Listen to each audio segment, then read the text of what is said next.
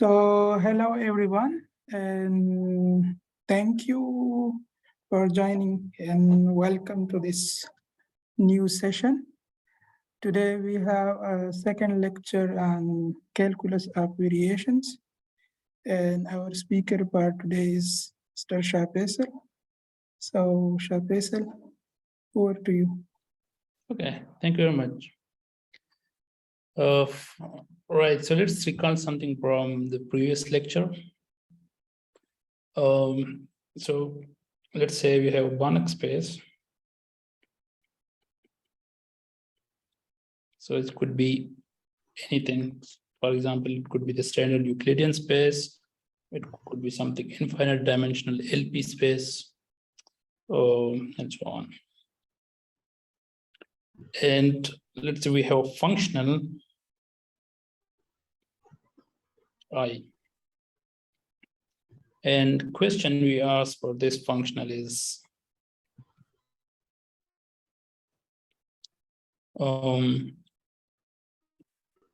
does I has a minimizer?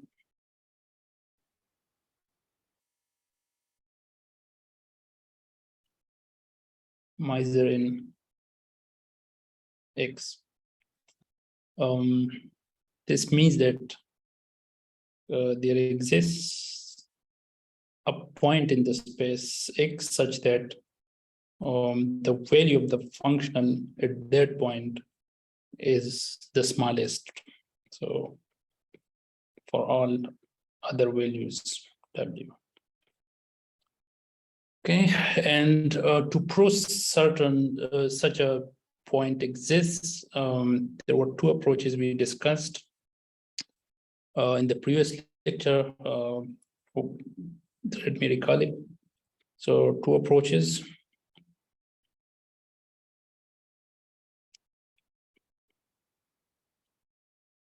One was classical, and that was basically based on solving the Euler-Lagrange equation. Euler-Lagrange equation.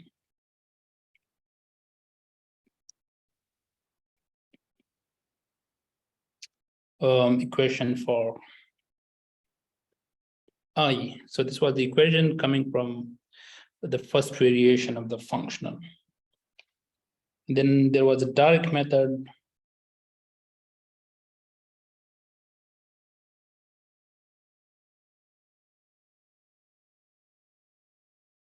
And it was based on extracting minimizer out of minimizing sequences.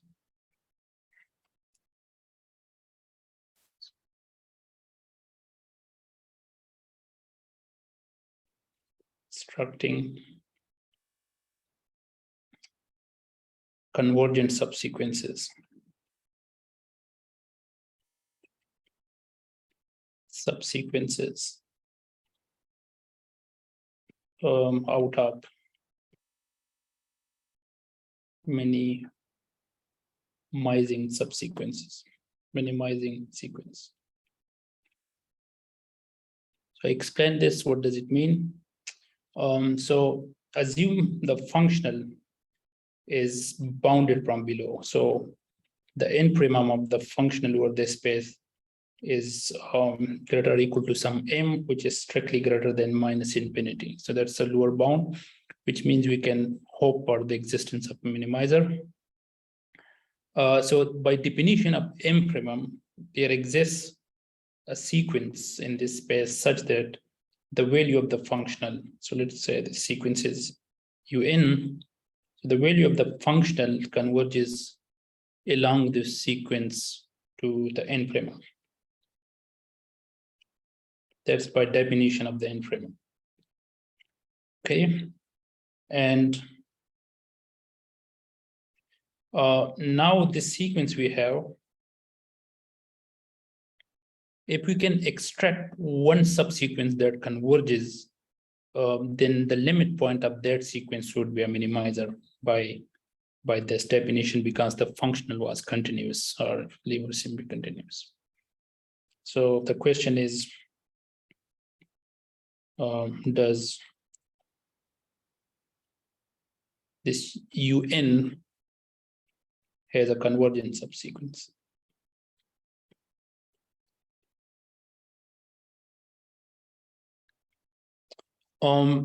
So what we did in the previous lecture was to give sufficient condition on the functional I to ensure that such a sequence has a convergent subsequence.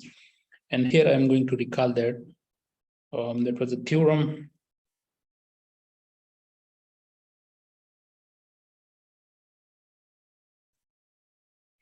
So the theorem was, suppose X is reflexive Banach space.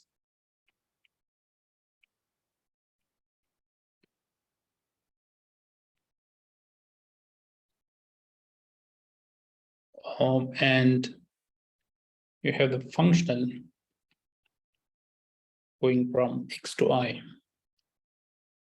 And assume the following condition on I. So I is bounded from below. But because if you want to, look for minimizers, you need to, you need the functional to be bounded from below. Some m which is strictly greater than minus infinity for all. I mean, if it is not bounded from below, then you can always have a sequence where the functional would blow up to minus infinity, and there is no reason to expect minimizers for such function. So the first condition is, okay, you want the function to be bounded from below. And this ensures that, let me write it here, that the infimum of the functional over this space X is basically strictly greater than minus infinity. Okay. Now, second condition, you want the functional to have certain growth rate. So I is coercive. I don't know why they call it coercive. So let's say, so for all point in X, such that the norm goes to infinity, it forces the value of the functional to blow up to infinity. That's a growth condition. And this second condition is ensuring something. So in the first condition here, if you consider a minimizing sequence, then the second condition tells you that that sequence has to be bounded. Because if it is not bounded, then along that sequence, the functional would go to infinity, but that would be a contradiction because that is a minimizing sequence. So the two conditions ensure that this minimizing sequence is bounded. And since the space is reflexive, then every bounded sequence has a convergent subsequence in some sense. So in this case, it's weak convergence, but you can forget that, but it has a convergent subsequence. But so the space is reflexive, you have a convergent subsequence, but you want the limit of that sequence to be minimizing your functional here, this one. And to do that, you need to assume that the functional is somehow continuous.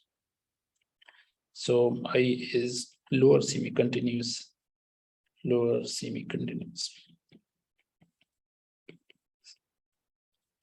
which means that for every point and all sequences you in that converge to a point U, the value of the functional is this are equal to the limit infimum of this sequence goes to infinity. Okay, that's the necessary or sufficient condition for this limit point of the minimizing sequence to be a minimizer of it. and therefore I has convergent subsequence. Sorry, has a minimizer.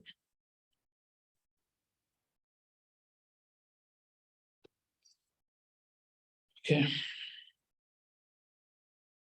Right. So you have this nice theorem, and it gives you conditions on the functional, to ensure if it has minimizer or not. You have this big assumption here, this lower semi-continuity. Okay. And it's not easy to check whether a given functional is lower semi-continuous, because the space is infinite dimensional. So therefore, you might have troubles to prove that it's lower semi-continuous. Okay. So that could be a problem. So what we do in that case,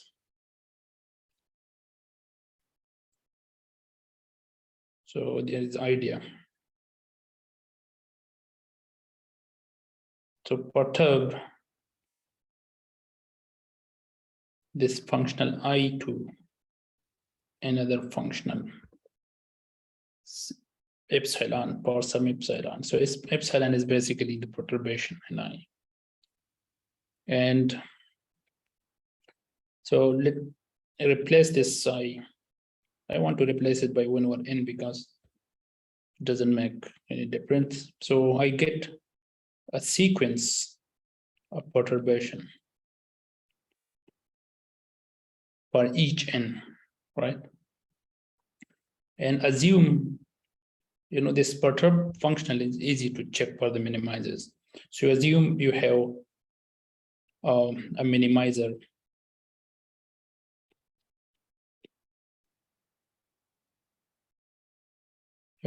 of n.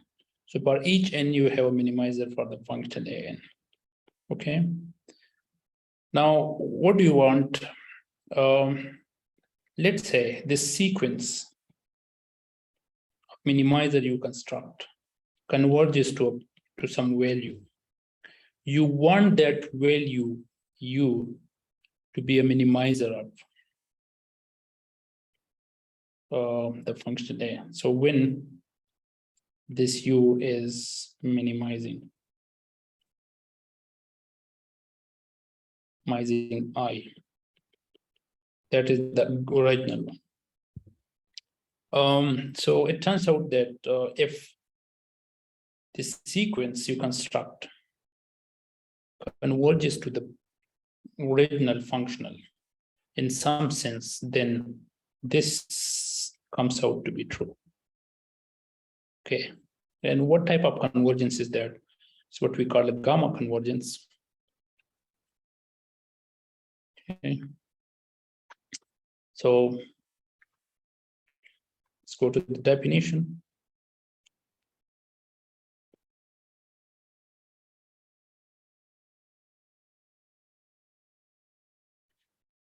This is for the gamma convergence. So I write it capital gamma convergence. Okay. So a sequence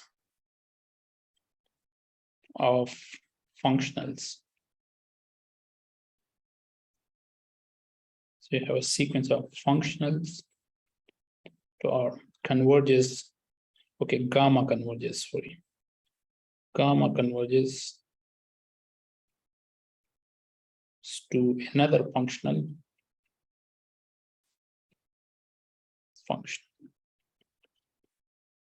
which is, let's say, I, or if the following holds.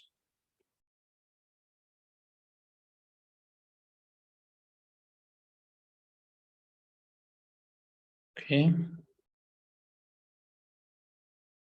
So one, for every point x and every sequence such that un converges to u, we have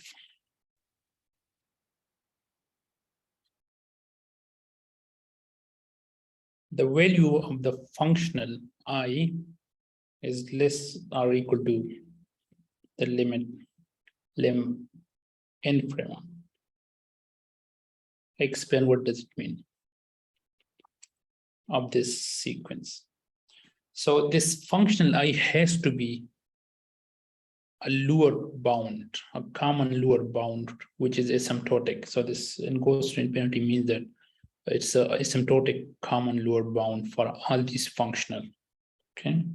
In other words, if you take, let's say, finite dimension x, then that would mean that the graph somehow lies below the graphs of all these functionals. Okay. And the second condition is this bound I is sharp. So it's the best possible. It's a lower bound, but the best one. So for every W and X, there exists a sequence.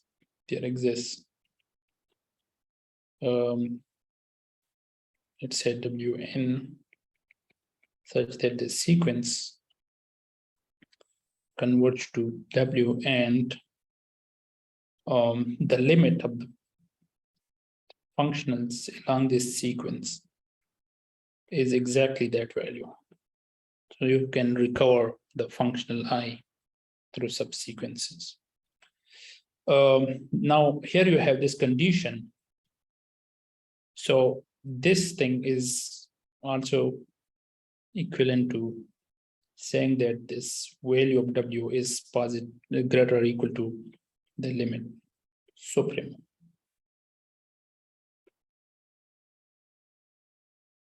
So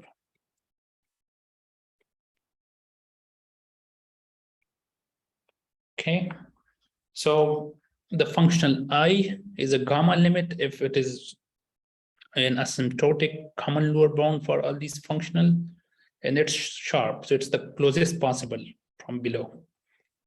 Okay, and this kind of convergence, by the way, you have seen, you know, different kind of convergence in your real analysis course, which is like pointwise convergence, some functionals, uniform convergence, and this is another one. You might have not seen it, but now you saw it.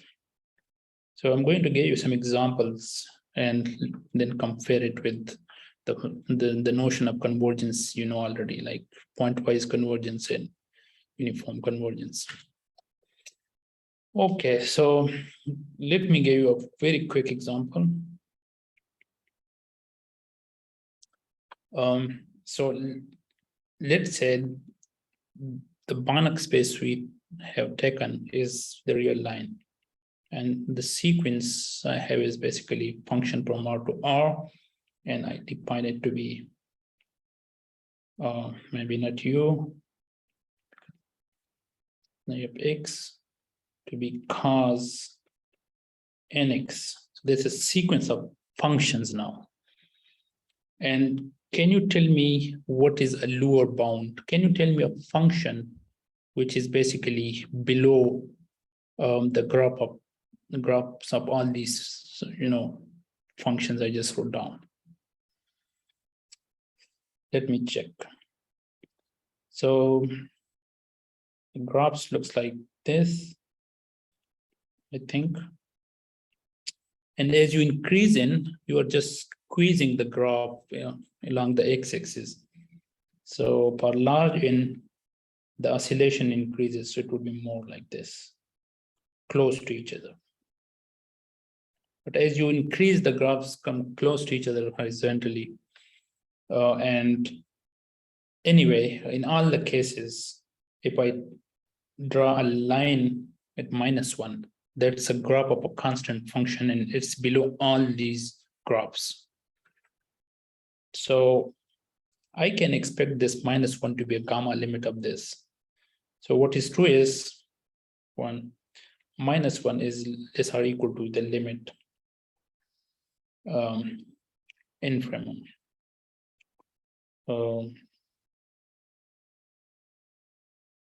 cos nx for all x.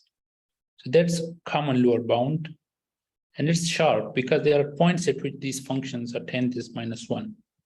You should prove that. So for each point, you construct a sequence along which this sequence converges. So let's say for each real number, construct a sequence in R that converges to W, and along this guy converges to -1. That's the recovery condition in the definition. And you can construct this. Anyway, so the gamma limit of this sequence I wrote down is -1. Pointwise limit doesn't exist. Try it. So because there is too much oscillation for each point, so there is no hope to expect any convergence. Okay, but the gamma limit you saw exists and it's -1.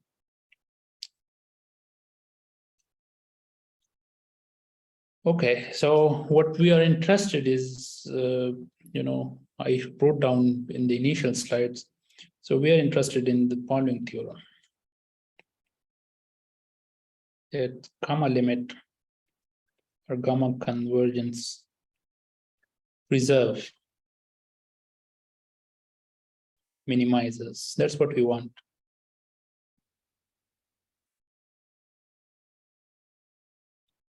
Okay, how? So it's like this. Let you in this Banach space X be a minimizer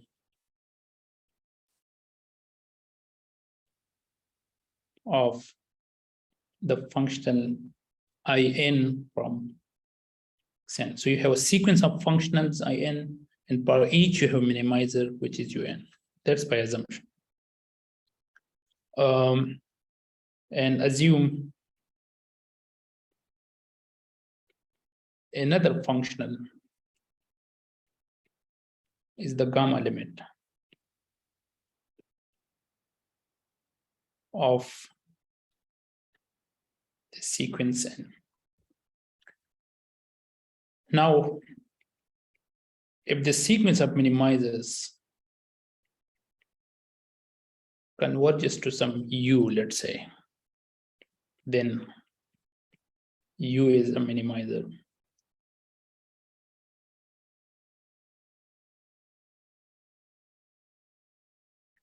of I. I think that's what we wanted. So you can recover the minimizers of I mean, not all of them, but some minimizer of I through perturbations that converges to the original functional in the sense of gamma. Okay. The proof of this theorem is extremely easy. I mean, it sounds like a very big theorem, but it just follows from the definition of gamma convergence, and I leave it as a homework to you. Okay. Now the question is how to compute gamma limits. It's not easy because even for the above sequence, like cos of nx, it was not obvious to compute. Yeah. So in infinite dimension, it's going to be not easy. So let's prove some theorems that can help us to compute these limits, or not prove, but at least state them. So theorem. That's about the stability of gamma convergence. So gamma convergence is stable. Yeah, maybe not convergence, but gamma limits are stable. In what sense? In the following sense. Assume you have a sequence that converges to another functional in the sense of gamma. There's a notation I'm using. Okay. Then for any continuous function,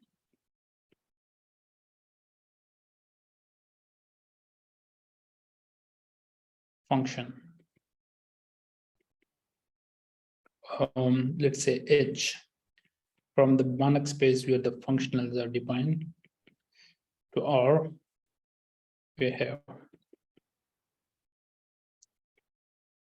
this sequence, you add the continuous function to, you get another functional, and this converges to I plus H. So the theorem gives you a message that, if you have a sequence of functional and you want to compute the gamma limit of it, you can just drop all those terms from the functional which does not depend upon this index n, and compute the the gamma limit of this small part, and later add this extra terms to the limit. Okay, so let me give you an example.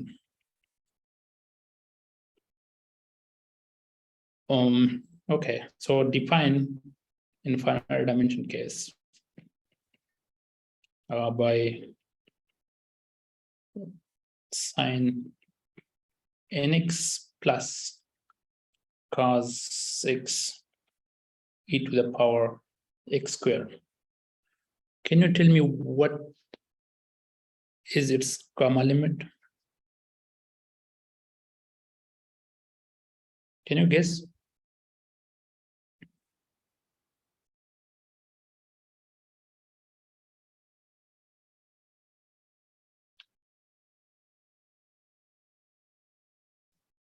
Okay, so if you consider this to be this extra term, which is continuous but does not depend upon n, you drop it and you compute the gamma limit of sin of nx, which we did already for cos. It's the same for sin, so -1, and this sequence would gamma converge to -1 plus cos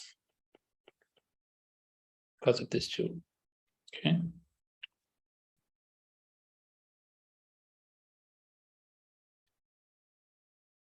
Okay.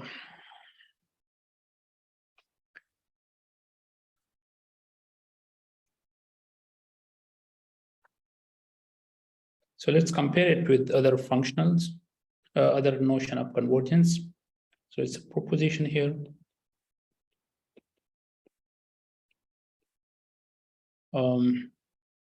So if a sequence of functional converges to another function in the sense of gamma, and the same sequence converges pointwise to a function h, let's say h, then this gamma limit is less or equal to this pointwise limit. So whenever the pointwise limit exists, it's gonna be greater or equal to the gamma limit. So the theorem doesn't give you what the gamma limit is, but it gives you, some information about where the gamma limit will be. So you compute the pointwise limit, and then the gamma limit you expect to be less or equal to that pointwise limit. Here I gave you two examples just to digest this proposition. So in one dimension case, you define it to be x squared n pointwise. So if you fix x, then it converges to 0 for each x. So that's the pointwise limit. And the same sequence, you can see that it converges to, gamma converges to 0. So in this case, both the limits are equal. Okay. Another example, it says 1, this is 2. Okay, fix two numbers, L1 and L2. Those are two real numbers, and define, a sequence from R squared to R. So in this case, X is the Euclidean space R2, and it's gonna be defined by X, Y, so these are order pairs. X square plus XY n squared divided by 2, y squared minus L1 X minus L2 Y. Now you can compute the pointwise limit of this. You can prove that this sequence converges pointwise to I, where I is defined by. So it is X squared minus L1X if Y is 0. If you fix Y to be 0, that's the second coordinate, then per each X, this sequence, you can see that it converges to this limit. And it goes up to infinity if Y is not equal to 0. So that's the functional, which is the pointwise limit. If you try nicely, you can prove that this sequence converges in the gamma sense to X squared divided by 2 minus L1X if Y is 0 and plus infinity otherwise. So, and you can see that, this thing is less or equal to this because it's divided by 2. And in this case, you can see that the gamma limit is strictly less than the pointwise limit. Okay.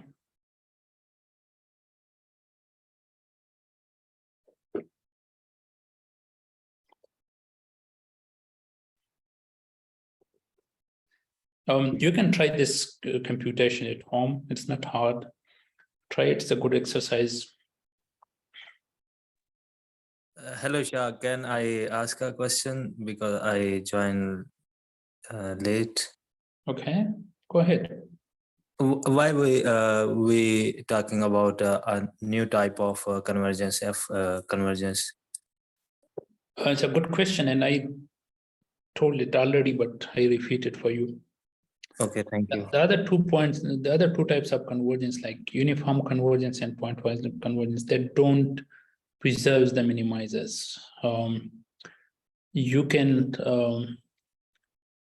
let's say, you can easily construct a sequence of functions from R to R and a sequence of minimizers for each functional, and you can prove that the pointwise limit of these functional is not minimized by the limit point of these minimizers.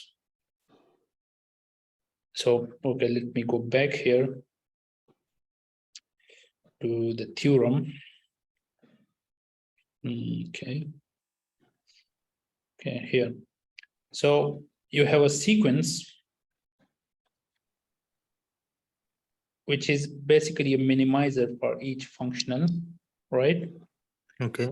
And you have another functional to which this sequence converges in the sense of gamma. Now, if this sequence has a convergent subsequence, or let's say it converges to a point V, then this U doesn't minimize the pointwise limit or uniform limit of these functions. It minimizes the gamma limit. But since we are doing calculus abbreviation and we want to, recover minimizers from perturbations, we need a nice notion which would preserve these minimizers, and this is the gamma limit. And there are other type of convergence that came after gamma convergence, called Maso convergence, or maybe K convergence, and so on. They also do the job, but it's the most basic one. Okay, thank you. Yeah, but I gave you a homework. So construct a sequence of functions whose pointwise limit exists, and construct minimizers whose limit exists, and then show that not necessarily the limit of the minimizers doesn't always minimize the pointwise limit.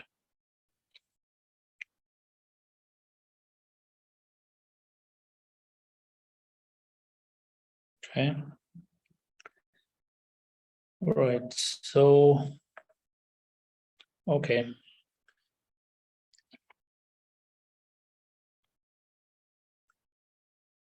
So another proposition.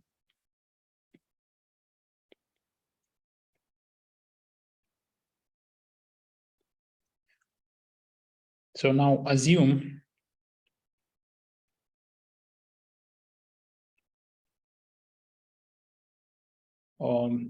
you have a sequence which converges uniformly to another functional, then IN converges in the gamma sense to the largest lower semi-continuous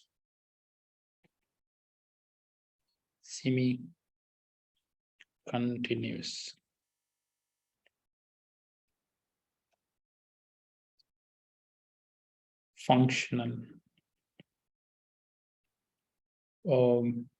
bounded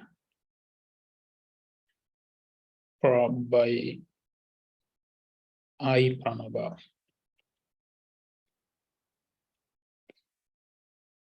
So it tells you that the gamma limit is not always uniform limit. It could be different. And I gave you an example here. I want to draw a picture actually.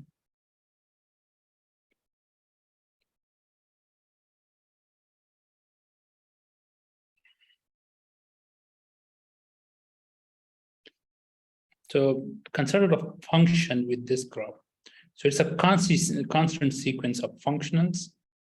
And this constant sequence converges in the sense of gamma, not to itself, but to some other function. That is the same graph, but this point is now included and that one not. So even a constant sequence doesn't converge to itself in the sense of gamma. It converges to something which is lower semi-continuous and is bounded by the original one. Okay. And so this function is basically a uniform limit of itself, but the gamma limit is basically not it, but a lower semi-continuous function, which is bounded by this original one, and it's also the largest one. So, okay.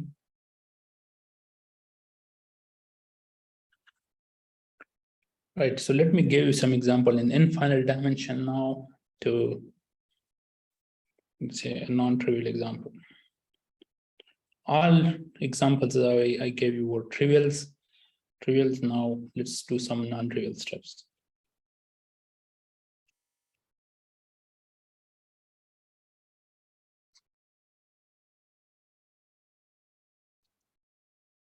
Okay, so fix a function from omega to R. So omega is some domain in Rn, and you define this functional, let's say, sequence of functional by. So integral over omega to the gradient vector square dx plus integrate over the boundary 1 over 2 n times u minus g square with respect to x. That's the sequence of functional, and this term, by the way, blows up as n increases. And you can think of the whole functional as a gamma perturbation of this part. Okay. It turns out that this sequence converges to I, which is basically defined by this. functional. Okay, so maybe I should be a bit precise here. Converges to I is defined by given by 1/2 integral dx if you along the boundary agrees with the given and it's plus infinity otherwise. Okay. Now you can use the direct method of the theorem I wrote in the beginning to prove that this guy has a subsequence, this has a minimizers, and for each and you have a sequence of minimizers, and you can prove that it would minimize this limit. Okay. In other words, you can write down the Euler-Lagrange equation for this one, which is given by the Laplacian q given 0 and the normal derivative along the boundary plus n times u minus d equals 0 on the boundary. That's the Lagrange equation for In, and this term basically blows up with respect to n. And the Lagrange equation for this guy is the following equation. It's basically the Laplacian equals 0 and with the boundary condition. So this gives you a message that you have this boundary value problem, you can perturb it to get another PDE like this. But the solutions to this PDE converges to a solution of this PDE. That's how it means. Okay. The last one is finite dimension reduction.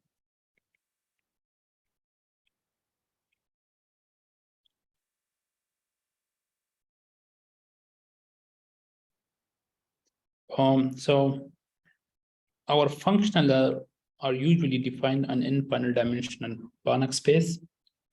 So there is a way to reduce this problem to finite dimension. So reduce this functional to finite dimensional subspace, minimize it there, and then you can say something about the minimizers of the original function which was defined on infinite dimension. So it says take a sequence xn of finite dimensional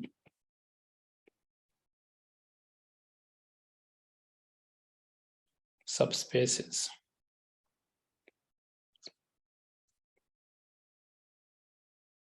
of x such that this increases. So you take increasing sequence of subspaces which are finite dimensional, and the limit of all these gives you the whole space. Now define a functional as follows. A sequence of functional in. So it's the original function if it belongs to this xn, which was a subspace, a finite dimensional subspace, and otherwise plus infinity if it does not belong to. Okay. Now you have a sequence of functionals. Each of them is defined on a finite dimensional space, and the good thing is the sequence converges to the original infinite dimensional problem in the sense of gamma. Now, if you have a sequence, let's say u in xn, which minimize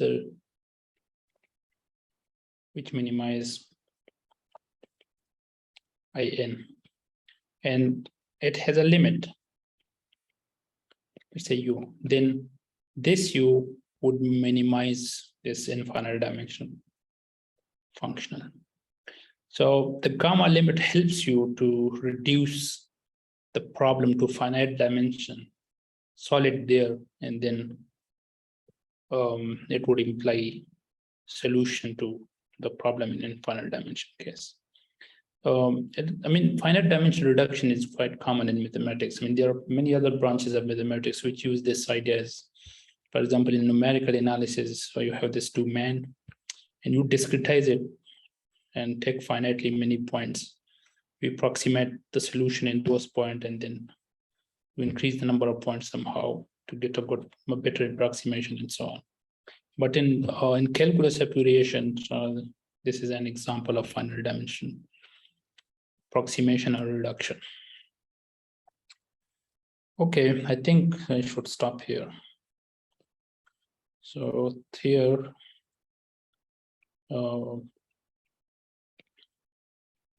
thank you.